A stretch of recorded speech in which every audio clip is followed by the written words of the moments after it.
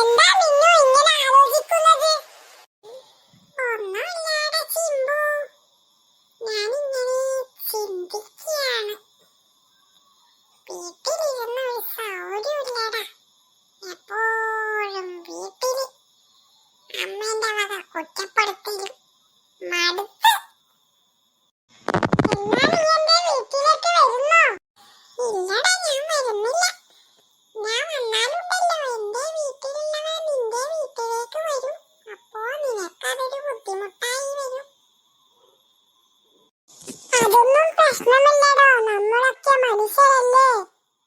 നിനക്ക് അത്രക്ക് നിർബന്ധമാണെങ്കിൽ ഞാൻ വരാം. നിനക്ക് ബുദ്ധിമുട്ടാവില്ലല്ലോ.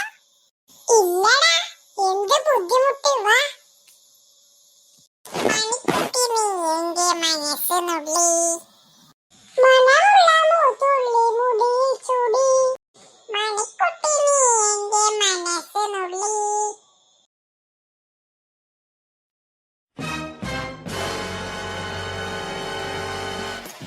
എന്താടാ നീ, എന്താ എന്നെ ഇവിടെ കൊണ്ടുവന്നത്? വീട്ടിലാണെന്ന് പറഞ്ഞിട്ട്. ഇതെന്റെ അച്ഛന്റെ ഓഫീസാണ്. നിനക്കൊരു ജോലിയുടെ ആവശ്യമുണ്ടല്ലോ. നിന്റെ അച്ഛനെവിടെ? അച്ഛൻ ഇവിടെ ഉണ്ട്, ഞാൻ വിളിക്കാം. അച്ഛാ, അച്ഛാ. എന്താടാ നീ ഇങ്ങനെ തൊള്ള തോർക്കുന്നത്? അച്ഛാ, ഇതെന്റെ കൂട്ടുകാരനാ. അവനക്കൊരു ജോലിയുടെ ആവശ്യമുണ്ട്. അതിന് എല്ലാവർക്കും ജോലി കൊടുക്കാൻ പറ്റുമോ? അവന് എത്ര വരെ പഠിച്ചു? ഞാൻ സ്കൂളിൽ പോയില്ല സർ. എനിക്ക് പഠിക്കേണ്ട സാഹചര്യം ഉണ്ടായിട്ടില്ല സർ. എനിക്ക് എന്തെങ്കിലും ഒരു ജോലി തന്ന് സഹായിക്കണം. പഠിക്കാത്തവർക്കൊന്നും ഇവിടെ ജോലിയില്ല. എന്നെ വിശ്വസിച്ച് വന്നതല്ലേ അച്ഛാ. ഞാൻ എങ്ങനെ ഇവന്റെ മുഖത്ത് നോക്കുമിനി? അച്ഛൻ എന്നോട് ക്ഷമിക്ക്. ഞാൻ ഇവന്റെ കൂടെ പോവുകയാണ്.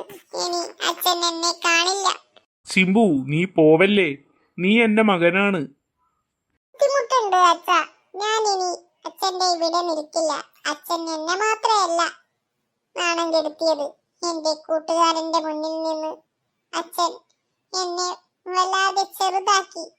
ഇനി എനിക്ക് അച്ഛന്റെ കൂടെ നിൽക്കാൻ പറ്റില്ല അച്ഛാ, പറ്റില്ല. ഞാൻ ചെയ്തത് കൂടുതലാണോ? എടാ ചിമ്പു, ഞാൻ അപ്പോഴത്തെ ദേഷ്യത്തിന് ഞാൻ പറഞ്ഞതാടാ. നീ വന്നോളൂ നിന്റെ കൂട്ടുകാരന്. നിന്റെ അതേ ജോലി ഞാൻ ഇവിടെ കൊടുക്കാം. നിനക്ക് സന്തോഷായില്ലേ? അയ്യോ എന്റെ അച്ഛാ, അച്ഛനെന്ത് പറ്റി?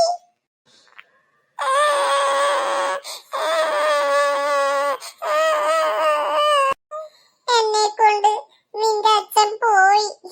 അല്ലെങ്കിൽ ഞാൻ വന്ന എല്ലായിടത്തും ഇതുപോലെ തന്നെ.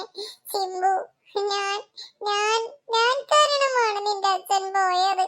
ഞാൻ മാത്രമാണ് ഇതിന് കാരണം.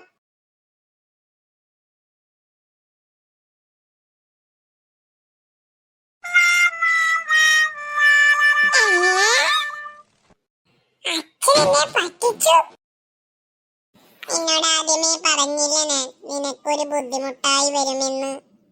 നിന്റെ മുഖത്തിനാണ് ഇടി